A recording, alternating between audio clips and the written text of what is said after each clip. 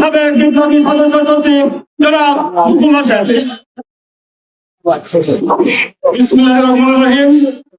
আজকের এই সম্মানিত সভাপতি আর উপস্থিত আছেন আমাদের উপজেলা বিএনপি অন্য সংগঠন নেতৃবৃন্দ, সবাইকে আসসালামু আলাইকুম। আজকের এই প্রতিবাদ করার জন্য কেন আসছি? আমাদের তো আসার কথা ছিল না। আমাদের উল্লাপাড়ার প্রাণপ্রিয় নেতা জনাব এম আকবর আলীকেই তো মনোনয়ন দিতে, তারপরে উনারা এই ব্যক্তির বিরুদ্ধে যে অসাধু এবং চাঁদাবাজ লোক জামাতের অর্থ করে নিয়ে এবং জামাতের কিছু লোকজন নিয়ে আমাদের যে এই সুনাম পরিচিত জামাতের ব্যক্তির জনাব এম আকবর আলী বিরুদ্ধে যে অপপ্রচার করছেন, আপনারা জানিয়ে রাখেন যে এদের স্থান ইনশাল্লাহ আগামীতে উল্লাপাড়া হবে না।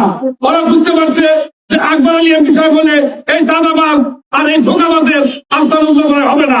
তাই তারা অসাধুবাদ অবলম্বন করে আমাদের প্রার্থীর সুনাম ক্ষুণ্ণ করার এক অবস্থা চালাচ্ছে জামাতের টাকা পয়সা নিয়ে।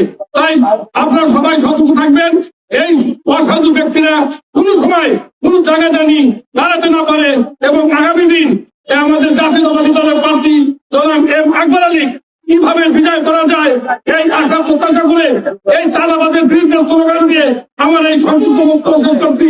আসসালামু আলাইকুম, সবাইকে ধন্যবাদ।